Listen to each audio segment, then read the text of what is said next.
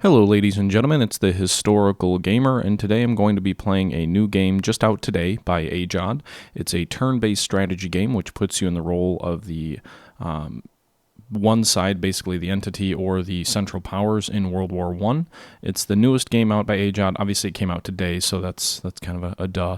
But as far as the game's concerned, it's kind of it looks similar to Civil War II on the appearance, but I guess we'll see if it plays similar to it. This is kind of an initial impressions video, but sort of not. The point of this video is to kind of give you an overview of what I can see here on the first turn of the game. This is more or less an introduction. I'm going to be doing a stream in a little bit on my Twitch channel, which I'll throw a link in the description. And I wanted to kind of handle the first turn where we choose the war plans and all of that in a sort of pre-stream video where we just kind of get an initial view of the game. So that's what we're going to do here. Let's go ahead and take a look. We can go ahead and get into the new section of the game. As you can see here, there are 4 scenarios that come with the game initially.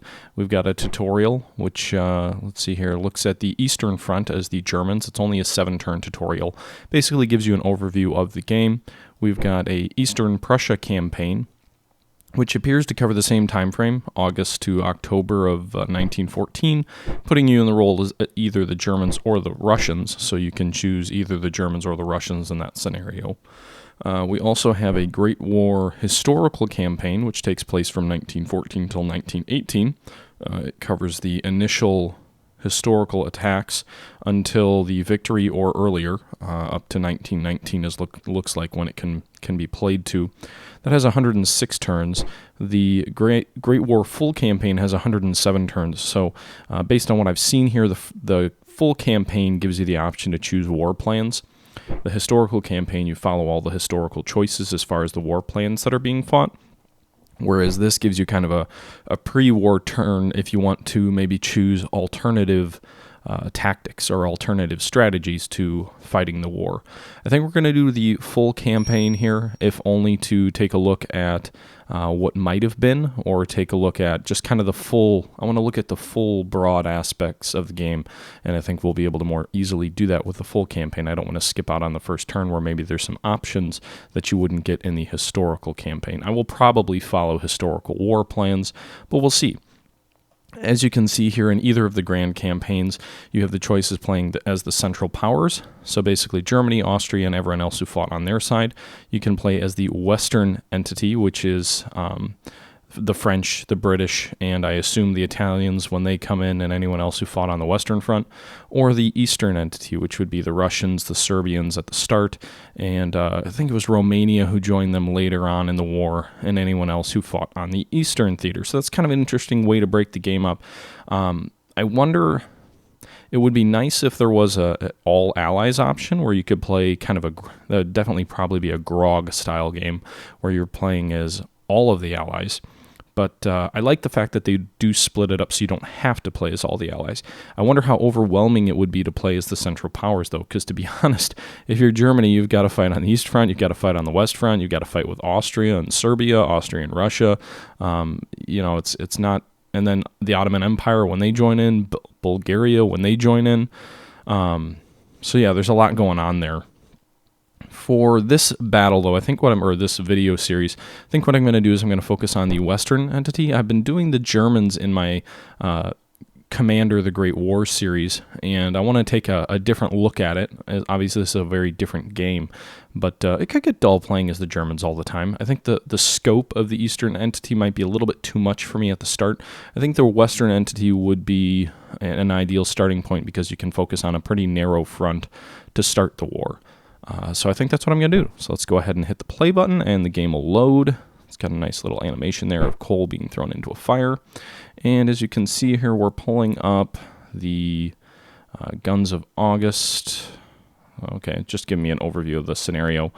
So as we can see here, we've got a map of, well, it looks like pretty much all of Europe. I was going to say Western Europe, but we can kind of pan out here, and we can see it goes all the way to Turkey, north into Russia, and there's some other additional stuff. Also covers England and Wales. Here it doesn't appear to include Scotland. and different boxes to include different parts of the world. So real quick, let's do an overview of what we see here on the map. It's a pretty nice looking map. It has pretty good scroll quality. I will say this is the second time I've opened up the map. I quickly looked at it before I started this video, and when you first go in, at least my experience when you first go into the map is it's a little bit laggy until you've scrolled around the entire map. Once you've scrolled around the entire map, it seems to save it in your system's memory so you can scroll around pretty quickly. So don't be thrown off or dissuaded if you see when you first go in there if things seem a little bit laggy. That's definitely not it's not the norm, if you will. It's not what I would expect for your normal performance. It may just be kind of the system takes a bit to load such a massive map into your memory. So as you can see here, you can zoom in with the mouse scroll button, and you've got a pretty nice looking map. It seems to be pretty much par for the course for Ageod's games to have a pretty artistic and good looking map, something that might come off a board game, or something that might come off a board game, or not really an operational level map, but either way, it looks nice. You can see there's some different annotations or not annotations, but images for cities that have forts. So you can see here, for example, Nancy, Strasbourg, Morgenthau, or however you pronounce that, Metz. They all have little annotations that indicate they're a fort city. I would assume Verdun has the same thing. Where is Verdun? Where are you, Verdun? No, that's Vichy. I don't know my I don't know my geography very well, apparently. Oh, there it is. Verdun, yep. You got a fort there. And other cities don't have forts. So it looks like Paris does have some forts around it. But a lot of the other smaller cities do not. And you can obviously see the Belgian fort cities have forts. So again, you can zoom in, zoom out. You've got the southern part of the British Isles. You've got basically England and Wales included in there. There are blockade boxes, which I would assume you move ships into to conduct a blockade of Germany and reduce their trade. I assume that's pretty important as the British. So there's definitely going to be an important naval aspect to it, and the Germans, I'm sure, can send warships in there to try and break the blockade. You've got shipping boxes here, so you can see when you put your mouse over it, gives you kind of the geographic locations. There appears to be some fog of war. You've got different hexes, if you will, for the naval elements. There's nice flags on here that indicate who controls what, and this is quite a extensive and detailed map. So I think choosing the Western Allies is going to be a good decision because, frankly, I don't think I could do all of this on the Eastern Front. It's just too big for a first-time player. Now, you've got off-map boxes as well. So you can see here the Urals is an off-map box. There's some other off-map boxes for the Russians, Arkhangelsk, or however you pronounce that Russian port. And then you've also, if we scroll over here a little bit further to the right, you've got some diplomatic boxes, which helps control diplomacy, which you're going to send diplomats out to try and convince different sides to join your cause. You've got some research and development boxes up here, which help you research different technologies.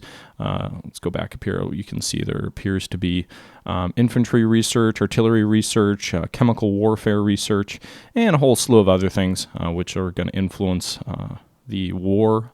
And then if we go all the way out here to the right, you've also got a clickable mini-map on the bottom right. If we go all the way out here to the right, you have some kind of global maps which help to illustrate the global nature of the war. So you can kind of see the Asia Seas, Grand Pacific, and South Pacific for commerce rating. Probably something more relevant to the early war years or later war years if you fail miserably as the Allies to lock up the German naval forces in the Pacific. And then you've also, it's up here somewhere, or no, it's down here. You've got a Atlantic kind of look at things. We've got the Atlantic Ocean, and then you've got different countries and colonies in here represented on here to really kind of give the global perspective to the First World War, where you can have fights going between, German Southwest Africa, as well as, British South Africa, the Congo under Belgium, British Africa, and all the other colonies here. Pretty covered in, kind of briefly, but also it's important to include these colonies because there was quite a bit of fighting that went on there, especially in, I believe it was German East Africa, where the Germans fought kind of a guerrilla hit and run war, which never really ended. The German forces survived there to the end of the war, and you've also got a nice little box for the United States. So these boxes all kind of give a global perspective to the war, allow you to fight out issues and items on a more global scale. But kind of reminds me, by the way, of kind of the way World War I gold handled the colonial conflicts, but the vast majority of the fighting in your time is going to be spent here on the main map, in our case in Western Europe as the French and the British, at least initially. I don't know if the Belgians join or not. I'm not sure if they're autonomous or if you can control them, but I guess we'll see. We are pre-war here, so let's take a look at some of these messages that we have. Like a lot of other Ageod games, it does have kind of a message center here on the bottom of the screen. You've got the Guns of August, which I believe was that pop-up here. If you click to the left to get the details, you don't click on the text, you click on the little small image to the left. You can see here, this is just that initial box telling us what the scenario is. And then other initial things: Central Powers has accepted Germany, Austria, Western Entity accepts France, Eastern Entity accepts Russia, etc. And then you've got event messages, which appear in red text here. So you can see one of them is the Archduke Franz Ferdinand being assassinated on June 28th, the incident that basically led all of Europe into a cataclysm of 4 years of some of the worst years in European history and the bloodiest years as well. Some of the bloodiest. And yeah, so there, that gives you a little overview, a nice little historical setting for that. There's also a preparing for war. So because we chose the grand campaign, which covers the whole war, we start in late July, and it basically tells us that it's time to prepare for war.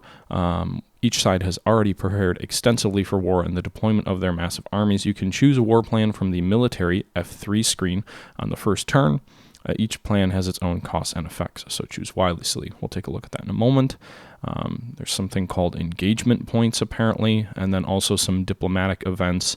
And the United States is providing you with munitions and economic aid as well.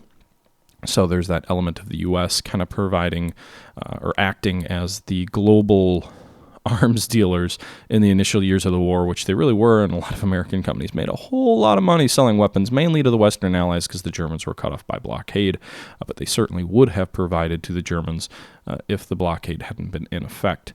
And again, some other, sentiments, pro-war, anti-war, pro-entity, allies, etc. You get diplomatic messages which pop up here on the bottom. So let's go ahead and minimize that box. As I mentioned here, you've got a you've got a mini map here on the bottom left, which can give you kind of a quick way to move around the map. There's different types of terrain on the map as well. We can go up into the North Sea. Where am I going? It'll give you there's a nice terrain key that'll give you a little bit of an idea of the type of terrain you're fighting in, which is really critical. So keep that in mind, learn the different terrain types, especially early in the war when the war is not yet bogged down into trenches. And so you've also got an icon indicating the amount of stockpiled munitions. So different regions can have different amounts of ammo. It doesn't look like anything probably, or maybe they do have ammo. Some regions, you can see here Nancy I don't know if we can click on it and apparently you move your mouse off it, but you can see on the lower left that there are 2 ammunitions stockpiled in Nancy and 514 general supply munitions here. General supply gives you an idea of what's being stockpiled. Logistics plays a big role in this game from everything that I've seen. We can see here there's a flag on the top left. You can click and it goes to your capital. In the case of the Western Entity, it includes Paris as the capital. Each city has some kind of point value, which I assume is some kind of victory point element, and you can see Paris there being the capital has the most at 20. Along the top of the screen, we've got a couple of different options. We've got a military recruitment mode, which is kind of grayed out right now because we're in the pre-war phase, so we're not doing any recruiting yet. You've got a decisions mode, again, which is more or less inactive for this turn, and you can also pull up a strategic atlas, which will include all of your forces, looks like some command stats, power value, command penalty, and any other, a whole bunch of different features up here. And along the top of the screen, we've got victory points, state fund, which is just your economy, number of conscripts, war supplies, rail points, engagement points, and ammunitions. Ammunition, my understanding, is medium and heavy artillery. It's not simulating small or light artillery or small arms ammo, which is, again, similar to the way that World War I gold looked. So we can see that. There's also... Oh, cool. I did not notice this before. There is a button here on the bottom. It looks like a globe. It gives you different overlay options. So you can choose the owner of different regions here. That's nice. It gives you kind of a color coding, which I think is probably something I'll use here because sometimes it seems a little bit difficult to differentiate between who owns what at certain times. There's also a regions. So you can show, what is that? Just so, oh, wait, that's the owners. You can show supply. So where your supply can pass through. Logistics, in my impression of this game early, is very important. Controlling strategic towns. So those are obviously kind of victory points there. You can see the strategic towns located all across the map. Regions and alliances. So I would assume these will be the same once we actually have allies, and once we're into the actual part of the game. Political states, so different counties, territories, things like that. You see England here, Wales. I don't know what's Southwest. Is that just I guess maybe that's not all England. Anyway, that's definitely Wales. Let's see here. Theaters of war. So again, kind of the green. This is all the Western entity. This is what you command. You can see here the Central Powers are all green. Or wait, that's the Russians. The Russians are all green. The Central Powers, no? Yes? Central Powers are... Okay. I don't know why Germany is... I guess it just differentiates theaters, doesn't differentiate players. Terrain type and weather. So we're going to go back to no overlay for now. But again, I'll probably use that when we get actually into the game. Click that to minimize it. And we've got a few other options here. Next turn, main menu, and save your turn. So we already looked through all of these. These were the scripted event messages. What we haven't looked through here is our options. What am I doing here?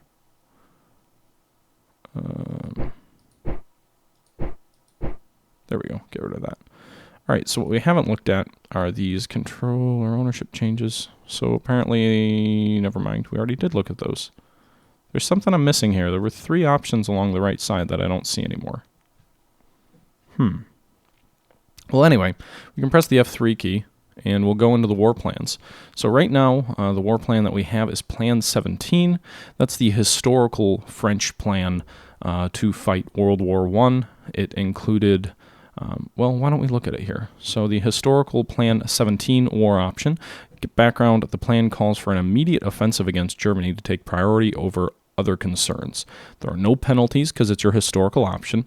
Your objectives during the turn of August 1914, the French will gain objectives on Metz, Morgenthau, Sarrebruck, Strasbourg, Colmar, and Mulhouse. EP gives you plus 10 rail capacity. Oh, wait, no. EP. I don't know what EP means. Rail capacity is minus 1,000 and recovers by 100 points each turn in August and 400 turns in September. So it kind of limits your mobility to do anything outside of that initial attack. The French general headquarters will be established at Langres under Joffre. The first 3 armies will initially be attached to the GHQ, and GHQ will be fixed during August 1914. Again, that's to simulate the French desire to attack into Alsace and Lorraine, which the French lost to the Germans in the Franco-Prussian War about 40 years earlier. During the turns of August 1914, any French leaders in eastern France, I assume, or Alsace-Lorraine will automatically be active, and any French units in Alsace-Lorraine will give a 30% cohesion at the end of each turn, or at the end of August, the August 14th turn. So that's the historical war plan. If we take a look on the map, what that basically means is the French are going to try and retake Alsace-Lorraine, and I'm sure I'm butchering the pronunciation, but that's this region here. Actually, if we go back to the states overlay, I believe it'll show us... right here. So this would be Alsace-Lorraine.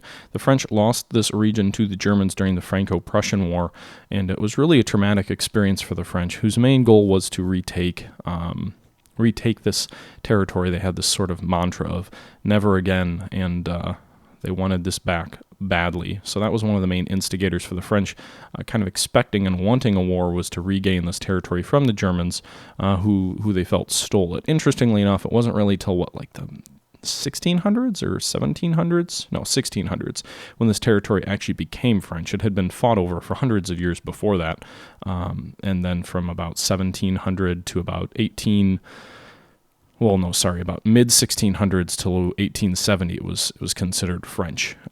But there's still, even today, a large population of kind of mix of both people, especially back then, more so than maybe today.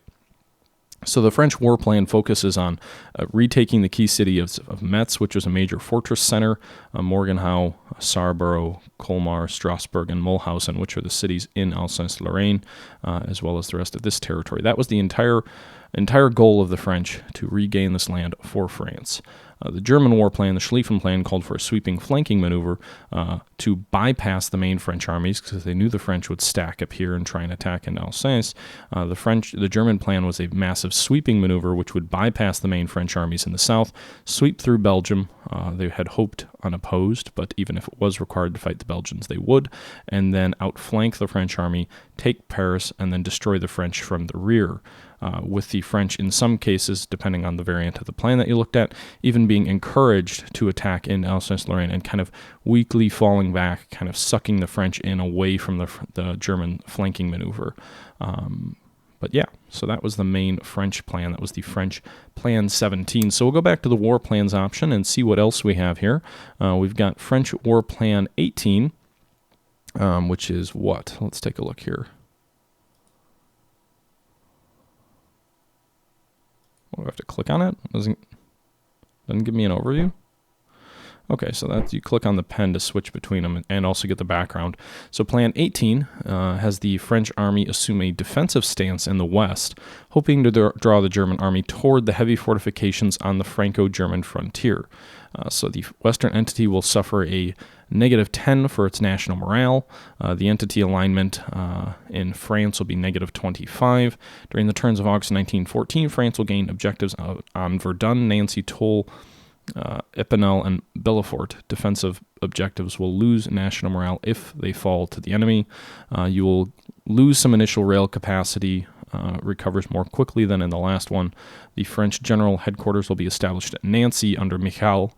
Armies 1 through 3 will initially be attached to this headquarters. GHQ will not be fixed during this period of time, and French leaders will make normal activation checks. There are no other penalties associated with that. So that would involve falling back kind of to the French fortification system, again, along Verdun, Toul, and Nancy. That's kind of the second French fortification, second kind of line of French forts here in Langres and Verdun.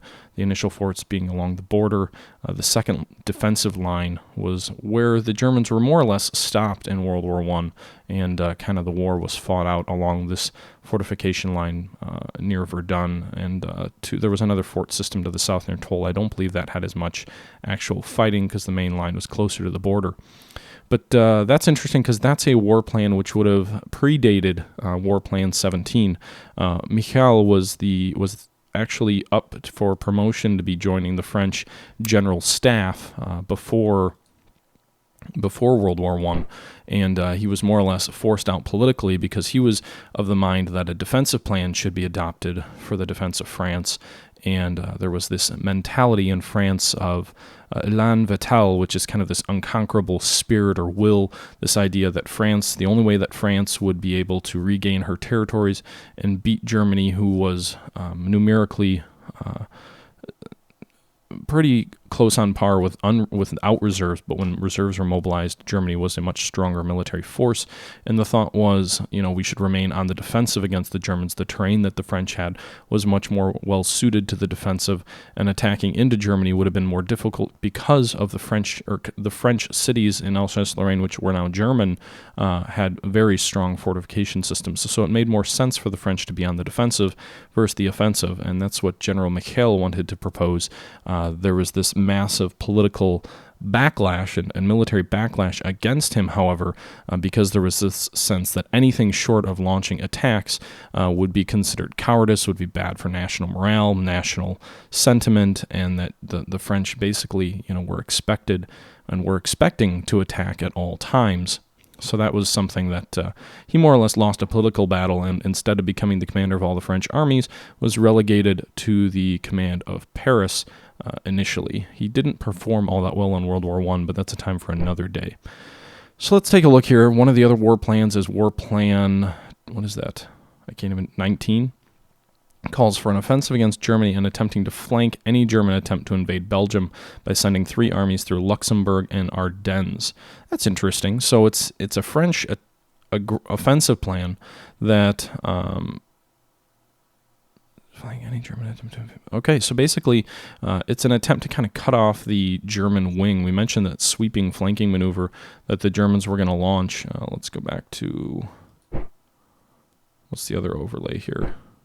We mentioned that sweeping flanking maneuver the Germans were going to launch through Belgium toward Paris, and this plan basically calls for a French thrust right through Luxembourg that will more or less cut off the German wing in France without retaking Alsace down here in the south. It kind of acts like knocking out the hinge on a swinging door, essentially, and that would have obviously cut the German forces off here. The French actually were well aware of the Schlieffen plan. They were well aware that the Germans were going to launch an envelopment. They expected it, and their whole principle, even with their War Plan 17, was the thought that if we drive into the heart of Germany, or in this case, War Plan 19, if we drive into Luxembourg and maybe southern Belgium and northern Germany here, or the northern German border, we'll cut off the German army in Paris, and essentially won't be able to operate so far from home without a clear line of supply, and they'll basically be destroyed. So they knew the Germans were going to launch an envelopment, but they had plans to essentially cut that envelopment off from its base of supply and not defeat it in France, rather defeat it in Germany, or in this case, Luxembourg. So that's an interesting plan. The war plan gives, hurts our rail capacity, which recovers. Looks like the French general headquarters will be established at Sedan, which is right along the German border. Joffre, who was the historical commander, is also still in command of the French army here, it looks like. And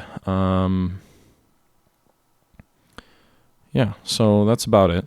There are various. France declares war on Luxembourg, which slightly harms relations with Great Britain and the United States.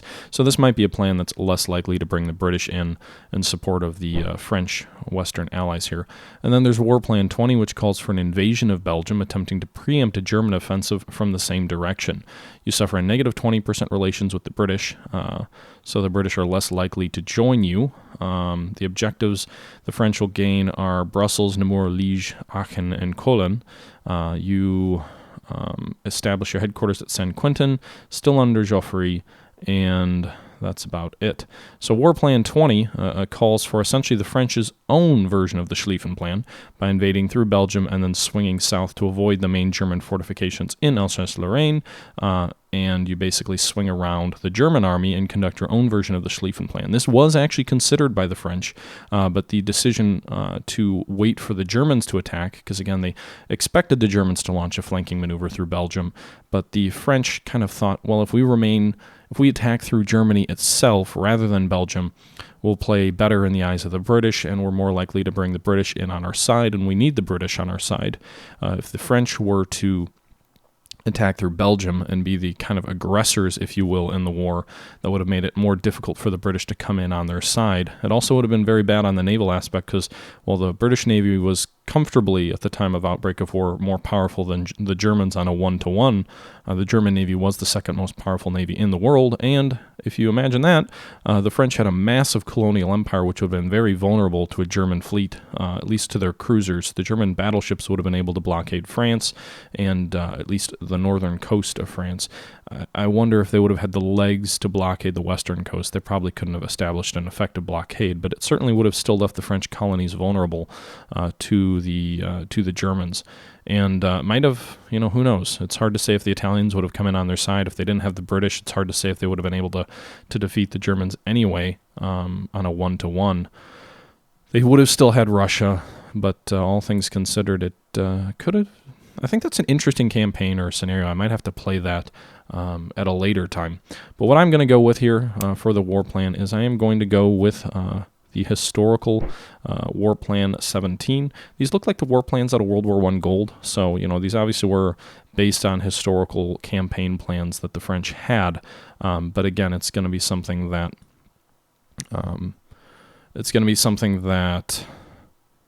is kind of recycled from the game, but it's effectively done so.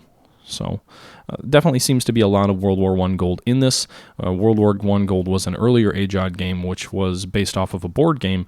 This game is I do not believe, based in that game in any way, but there's certainly some artwork and some of the options that are taken from it, but it's much more well-polished. And I'm going to just keep this kind of political state option on here. I'm going to go ahead and proceed to the next turn, as we've now chosen our war plan, and I believe that's all else we had to do. And we'll see here as the AI generates their plans. And we'll load up here the master file. So turns are, it looks like 15 days, about 2 weeks. I believe, yeah, there are 15 days. So just over 2 weeks per turn. And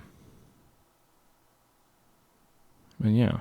So just kind of waiting on that. We didn't really have any other options there, so it's deploying the armies now. One thing I may do for this series is kind of edit off some of the loading times for the turns. Those can be a little bit long at times, especially in the early scenarios.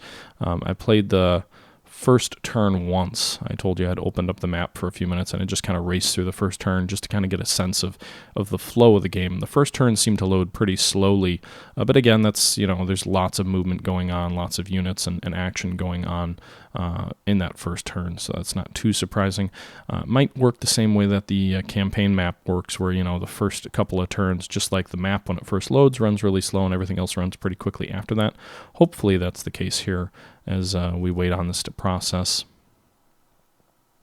And also, while we're waiting on this, what I'm going to do here is I'm going to cut this game off here at that point. I'm going to go ahead and you can see here the armies are now deployed on the map. We've got some commanders up here, and it looks like we've got some events and decisions down here on the right. But what I'm going to do at this point in time is I'm going to go ahead and cut this off, this video off. This is kind of an initial impressions. It's also a first part of my Let's Play series, which I'm going to start for this game. But I'm going to go ahead and stream the next portion of this game here on Twitch. So if you're still watching this, if this is something you're interested in, you may be watching this while I'm streaming. If you missed it and the stream is already over, I'm going to upload that to YouTube so you can watch it there. So keep an eye on my channel in the next day or so to see that. And if there's an annotation on the bottom left, or was when you started, I may be doing the stream right now. So feel free to jump over there and we'll go ahead and get playing this game. But thank you for watching. Until next time, this is the Historical Gamer signing out.